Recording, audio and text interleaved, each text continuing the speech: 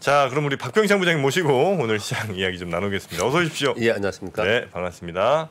그 증권회사도 출장 많이 갑니까? 네. 아, 부장님도 종종 다녀오세요? 뭐 저는 영업 직원이니까 그럴 별로 없고요. 아, 리서치센터에서 리서치 센터. 네. 해외 출장. 네, 그리고 국제부 있을 때 IB 같은 데들 많이 가지. IB 많이 그래요? 글로벌 IB. 제가 국제부에 한 2년 좀 안 되게 있었는데 많이 가셨어요? 그럼 이제 홍콩이나 싱가포르 이런 쪽에 이제 해외 투자하는 쪽에 가죠. 아, 좋겠다. 부장님 가지 마시고요. 계속 방송하셔야 되니까. 네. 자, 그러면 일단 전일 미국 시장 상황부터 한번 좀 보면서 네. 이야기 나누죠. 예, 오늘 지금 제가 끝나고 나서 특집 방송이 지금 심층 인터뷰가 되어 있습니다. 그래서 조금 짧게 그리고 간략하게 말씀을 드리도록 하겠습니다. 우리 시장이 장 어제 막판에 급반등했지 않습니까? 네. 물론 뭐 소폭 반등을 한 거지만 마이너스에서 플러스로 반등을 했는데 그게 미국 시장이 아침 시작을 강하게 플러스 1.4%로 나스닥 기준으로 상승 시작을 했습니다. 나스닥이 고점이 플러스 2.2%였어요. 그 내용이 뭐였냐면은 찰스 에반스 연준 위원이 너무 빠른 금리 인상을 우려한다. 요 코멘트 하나로 시장이 어제 우리 시장도 막판에 좀 반등을 줬고 미국 시장도 강하게 상승을 하면서 시작을 했습니다. 그런데 이제 장중에 영국의 강한 긴축을 시사하는 그런 발언들이 계속 나왔고요. 그리고 지금 연준위원들이 여러분들이 지금 얘기를 하고 있지 않습니까? 블라드 총재가 높은 금리를 계속 유지한다. 네. 뭐 이렇게 또 얘기가 나오면서 장중 내내 흘러내리면서 매물이 나오면서 혼조 마감했습니다. 나스 0.2% 강보합 수준을 마감했고요. 나오는 0.44% 하락, S&P 500은 0.21% 하락 마감했습니다. 특징적인 것은 오랜만에 반도체가 강세였습니다. 마이크론 테크놀로지가 3.5% 올랐고요. 이 시장에서 엔비디아가 1.5%, AMD가 1.3%, 필라델피아 반도체 지수가 1% 상승을 했고요. 테슬라는 2.5% 상승을 했습니다. 또 한 가지 특징은 미국이 허리케인 북상한다고 하면서 멕시코만에 있는 업체들이 가동을 중단한다는 뉴스가 있었습니다. 그래서 유가가 올랐죠. 소폭 올랐습니다. 전반적으로는 어떻든 저가 매수 또는 쇼커버링이 있으면서 반등 시도를 계속 하고 있습니다. 네, 그렇지만 계속 매물이 나오고 시장 심리는 좋지 않은 상황 속에서 다시 재차 하락을 해서 혼조 상태로 마감했다라고 네. 보시면 될 것 같습니다. 우리 시장은 그 직전에 이제 하락을 컸었고요. 그리고 이제 반등 시도를 좀 아침에 좀 하는가 싶었어요. 그런데 외국인들이 비차익 매도가 굉장히 거세게 어저께 있었습니다. 약 2,700억 정도의 비차익 프로그램 매도가 있었고요. 그러면서 시장이 뭐 거의 힘이 없었습니다. 그런데 힘이 없다고 느끼는 것은 어떤 거냐면은 장중에 우리나라 환율이 좀 하락을 했어요. 네. 그리고 나스닥 선물도 상승을 했었거든요. 근데 우리 시장이 오르지를 못하더라고요, 계속. 그래서 여전히 급락 여진이 있고 그리고 불안 심리가 지속되는 그런 가운데서 시장이 전개가 됐었는데요. 오후에 3시 넘어서 중국 상해 지수가 1.4%나 급격하게 오르기 시작을 했습니다. 예. 대만은 뭐 시장 부양책, 시장 안정책 이런 얘기가 나오면서 대만도 좀 상승을 했고 나스닥 선물이 1% 이상으로 상승폭을 확대하기 시작했습니다. 그러면서 3시 이후에 외국인들의 매도 규모가 줄어들더라고요. 그 얘기는 다시 샀다는 얘기예요, 일부러. 그렇죠.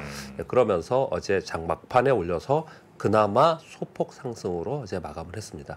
네. 코스피는 0.13% 약간 올라왔고요. 마이너스에서 마지막에 올라온 거고요. 코스닥은 0.83% 어제 올랐습니다. 야, 근데 저 기관 중에요. 연기금이 652억이나 팔았는데 네. 아니 지금 지수대가 2,200인데 연기금은 장기 투자자들 아니에요? 네네. 근데 저기서 주식을 저렇게 많이 그런 파나? 생각이 사실 조금 들긴 네? 합니다.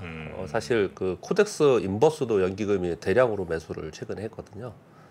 아랫방향으로 베팅을 한 거죠.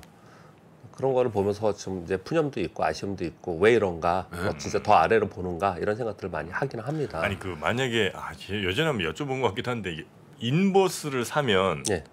그거는 마이너스로 기록돼요? 아니면 그냥 기록 안 돼요? 아니면 플러스로 기록돼요? 인버스는 플러스로 기록되지. 그렇죠. 산 거니까. 주식 산 건데. 산 거니까요. 인버스는 플러스로 기록이 돼요? 주식을 산 거니까. 사실상 매도인데 그렇죠. 2배 매도도 있지. 근데 플러스로 기록돼요? 그럼 네. 쟤는 저기 연기금이 인버스로 인버스로 예를 들면 뭐 한 500억 이렇게 샀을 수도 있네요? 그렇죠. 그러면 저거는 사실은 마이너스 1,000 몇백억이 돼야 되는데 그냥 마이너스 600억으로 기록되는 거고. 근데 연기금이 그 ETF 지수 ETF 거래 특히 인버스 거래는 거의 없습니다. 아, 그래요? 독하게 요 최근에 이제 그런 일이 좀 발생이 좀 됐고요. 거의 없었습니다. 이게 여러분 그 수급을 보시면 아시는데 거의 없었는데 이번에는 좀 변동성을 좀 대비하는 해지성이 아닌가 그런 생각이 좀 들고 있고요. 그러니까 전반적으로는 뭐 말씀 주신 대로 장기 투자의 개념에서 이 정도 지수에서는 뭐 팔지 않거나 좀 사도 되지 않겠냐 우리 그냥 그런 생각이 좀 들잖아요. 그러니까. 네, 뭐 여전히 하지 않고 있는데 그건 좀 그런 것 같습니다. 그러니까 기관들은 우리하고 조금 개인 투자하고 좀 다른 시각이 있는데요. 투자 전략에 지금 사야 되냐 팔아야 되냐 아니면 어디서 사고 어디서 파냐를 전략을 정해요. 그러면 그 전략대로 계속 움직입니다. 액티브만 조금 움직이는 거지. 계속 그렇게 가다가 그 다음에 한번 바꿔봐야겠다 그러면은 회의를 굉장히 오래 합니다. 회의를 그냥 오늘 해가지고 오늘 결정하는 게 아니고 그 보통 대형 펀드를 운영하는 뭐 보험사나 은행 이런 데들도요. 회의하다가 그냥 시장 결정하고 이런 경우가 있다라고 푸념을 제가 옛날에 들은 적이 있는데요. 네. 굉장히 오랜 그 전략 결정을 하고 나서 오랜 동안 그 길로 계속 가고 있거든요. 그러니까 지금은 아직 전략이 변화가 없기 때문에 이렇다 이렇게 좀 보시면 되지 않을까 생각하고요. 예. 그리고 뭐 특징적인 것은 홍콩 코로나 방역 완화 소식 어저께 들려드렸는데요. 본토의 완화 기대가 있지 않냐. 그리고 10월 1일부터 일주일간 중국은 국경절 연휴입니다. 아, 그래요? 그래서 어제 우리 시장에서 굉장히 좋지 않은 분위기 속에서도 카지노와 항공, 여행, 면세점은 강세를 보였습니다. 자, 시황 뭐 간단히 또 말씀을 드리면 늘 말씀드리지만 매일 하니까 시황이 크게 변하는 건 없습니다. 그 사이에서 어떤 변화가 있는지 이런 부분만 말씀을 드리고 있는 건데요. 지금 미국이 9월 13일, 9월 둘째 주 이후에 딱 이틀 상승했어요. 최근에는 6일 연속 하락하고 있는 겁니다. 지금. 근데 그러다 보니까 당연히 저가 매수는 쇼커버의 시도는 있겠죠. 근데 그렇게 시도를 하면서 추가적인 매수를 유인할 수 있는 모멘텀이 뒤따라줘야 되는데 그게 없기 때문에 힘이 없이 자꾸 내려오는 거거든요. 한마디로 표현하면 지금 현재는 반동 모멘텀이 없다. 지금 시장 자체가 수급으로만 좀 움직이는 그런 상황인데 다만 변화의 기류를 관찰하자는 목소리는 굉장히 많이 나오고 있습니다.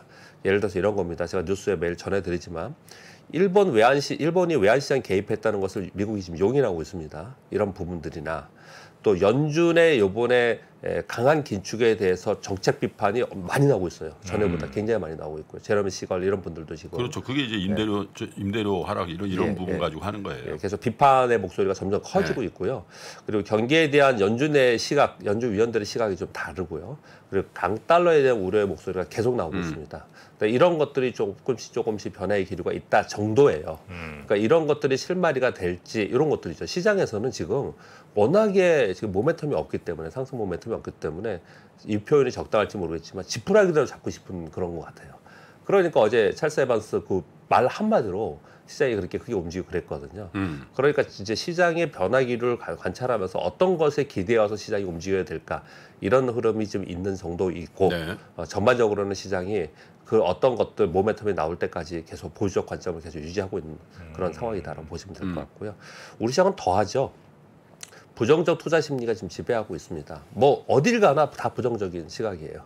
뭐 긍정적인 얘기를 꺼내지도 못합니다. 그럼 몰매 맞기 때문에 그런 분위기예요. 그러니까 전반적으로 투매가 나올 수밖에 없는 상황이고 반등을 줘도 매수가 약해요. 굉장히 약합니다. 그러니까 시장이 강하게 반등을 하지 못하는 거고 결국은 미국 시장이 안정하나 중국의 정책의 눈치를 보면서 등락할 수밖에 없는 그런 상황이고 결국 환율과 금리지 않습니까?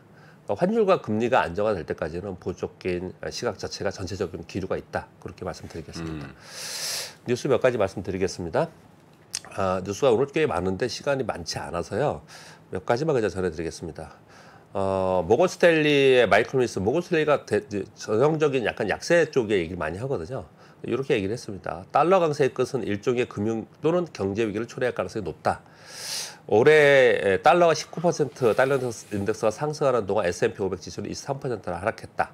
저점 S&P 500의 저점은 3,000에서 3,400포인트 정도 사이가 되지 않겠냐. 시기는 올해 말과 내년 초가 되지 않겠냐. 이런 얘기들을 좀 했습니다. 참고로 이분 글을 제가 왜 가져왔냐면요. 이번 시장의 하락과 그리고 지수대를 잘 맞췄다라고 월가에서 얘기하는 사람이에요. 그래서 시기가 어느 정도인지 그리고 어느 정도를 저점으로 생각하는지 이런 부분을 이제 참고로 말씀을 드리겠습니다. 그리고 어제 연준 위원들이 발표 굉장히 많은데 파월 의장은요 금리에 대해서 거론을 하나도 안 했어요. 조금 시장이 워낙 요동치니까 아예 거론을 안 한 것 같고요. 블라드 총재는 연말까지 4.5% 당분간 유지한다. 이것 때문에 후장에 밀린 거고요. 그리고 전장에는 올라간 것은 찰스 에반스는 연말 4.4%, 내년 4.6%는 내 생각과 비슷하다. 다만 지나치게 빠른 금리 인상을 걱정이 된다. 이런 얘기들을 했습니다. 굴착기의 전기 굴착기 얘기들이 계속 나오고 있습니다. 볼보 코리아는 올 하반기에 전기 굴착기 첫 공개한다는 발표가 있고요. 현대건설기계는 내년 1분기에 그리고 두산인프라코어는 내년 상반기에 전기 굴착기를 출시한다라는 얘기가 있고요. 어제 애플 관련주들이 좀 오전에 급락을 했어요. 약간 반등을 줬는데 다 급락을 했는데 미국 증권사에서 중국 아이폰 판매량이 부진하다는 보고서가 나왔어요. 이게 다 돌아다니면서 그런 일이 벌어졌는데 결국 우리나라의 애널리스트의 내용들을 읽어보면 이런 겁니다.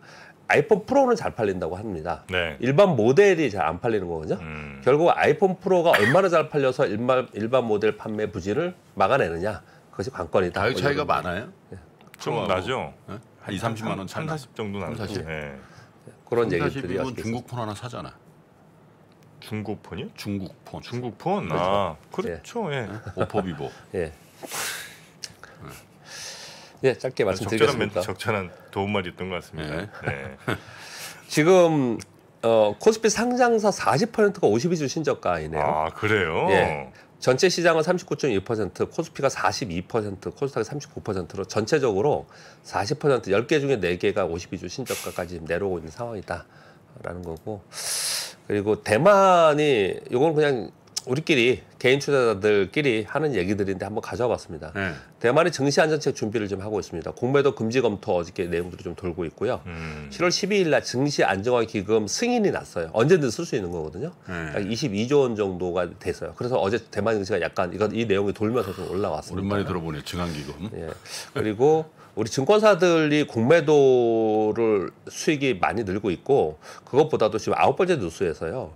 공매도 증권사들이 자기 매매를 하잖아요. 자기 자본으로. 자기 매매에서 공매도를 굉장히 많이 했다는 거예요. 작년 5월 이후에 지난달까지 공매도금이 약 43조 원인데 아무튼 올해 보니까 이베트증권이 4조 원, 메리츠증권이 3.2조, NH가 2.8조, 하나투자증권이 2.4조. 자기 매매로 공매도를 이렇게 했다. 아니, 그러니까 잠깐만요. 이 증권사는 이제 고객 돈 맡아서 이제 대신 이제 거래해주는 요건 이제 말고 증권사 자체의 자산으로 이제 투자해서 수익을 돈을 벌기도 하는데 그거 할 때 주로 공매도를 많이 해서 돈을 많이 벌었다고요? 예. 증권사들이 올해 내내 한 얘기가 맨날 바닥이라고 그랬는데 나 이거 못 참겠네. 아니 그렇게 바닥 다 왔다고 그래서 내가 3개월 만에 자기네들은 공매도 쳤다고. 네. 증권사. 와, 이제 또 이제 현업에 계시니까 또 뭐라고 옆에서 계시니까 뭐라고 못 하겠는데 조금 화납니다. 교본 없나 보죠? 예? 교본 없어요 진짜? 이건 기사에 나온 것만 그냥 한 거니까요. 제가 정확하게 모르겠습니다. 기사에 나온 거. 없게 하겠어 뭐. 증권사들이 공매도로 돈을 벌었다 이거죠? 자기 매매하고 위탁 매매를 통째로 합치면은 지금 말씀하신 대로 자기 매매, 위탁 매매 다르거든요. 신금투가 5.6조 정도, 삼성이 5.5조 이게 순위별로 이렇게 좀 나왔더라고요. 그래서 약간 비판 어린 기사성이 나온 거예요. 지금의 이제 우리나라의 공매도가 시장을 누르는 건 아니다라고 얘기하지만 시장이 워낙 취약하다 보니까 공매도의 영향력을 피해갈 수 없다. 공매도가 상당 부분 시장을 누르는 요인 중에 하나이다. 이건 맞는 사실인 것 같습니다. 사실. 네. 그렇게 좀 말씀드리겠고요. 알겠습니다. 자, 마지막으로 지금 공포와 타격 지수 있잖아요. 전에 한번 그 7월인가 이렇게 좀 이렇게 반등을 할 때 제가 이걸 보여드리면서 그때 이 뉴트럴 지나서 그레이드까지 한 70까지 갔을 때 이거 보여드렸더니 정프로님이 아니 오는 것도 없는데 벌써 그레이드까지 갔어요. 그런 기억나시죠? 그랬거든요. 네네네. 많이 떨어졌네. 실제로 거기서부터 좀 꺾이긴 했는데 지금 17까지 떨어졌습니다. 17까지. 이게 정답은 아니고 여러 가지 지표들을 동시에 보지만 어마어마하게 지금 시장 심리는 부정적 심리가 지배하고 있다. 저기밖에 안 갔어요? 더 갔어야 돼요? 저 맨 밑에 추월한 것 같은데? 익스트림 거의 0까지. 피어. 굉장히 많이 지금 낮아져 있는 상황이군요. 17은 너무 높다. 내가 옛날에 코로나 때는 얼마나 됐었나? 그 왜 확 떨어졌을 때 있잖아요. 3월 뭐 3월 19일, 뭐 20일 이럴 때 그때 이럴 때는 뭐 한 1, 2 안 됐을까? 아, 그때는 뭐 사실은 주식시장에 대한 공포라기보다 나 죽을 것 같다는 공포인데. 알겠습니다. 자, 지금 현재 하여튼 공포 탐욕 지수는 17위까지 내려와 있다는 것까지 오늘 전해주셨고요. 오늘 뭐 있으신 모양이죠? 심층 인터뷰 같은 게. 아니 그게 아니라 김 박사님 두 분이 나오시니까 그래서 좀 일찍 아무래도 저 업계 후배로서 방송 물량을 확보해드리려는 갸륵한. 아유 고맙습니다. 저게 더 중요하지 않습니까? 역시 교보증권입니다. 네, 우리 교보증권 박병창 부장님 오늘도 고생 많으셨고요. 내일 뵙겠습니다. 감사합니다. 감사합니다. 신고가에 5만 원 돌파할 때 5만 원에 따라 살 수 있나요, 우리? 내가요? 5만 원이 다시 내려가서 2만 원까지 와서 2만 원 떨어지면 신저가예요. 거기서 구매해서 쓸 수 있나요? 주식시장에 절대 변하지 않는 것이 두 가지 있습니다. 주가의 기본적인 움직임 그리고 투자하는 사람들의 심리입니다. 내가 팔면 오르고 사면 떨어진다고요. 주식에 대한 공부가 모자라서가 아닙니다. 주가를 만드는 투자자의 심리를 모르기 때문이죠. 하락장의 공포를 이기는 5가지 실전 투자 심리 전략. 박병창의 돈을 부르는 매매의 심리에서 지금 확인하십시오.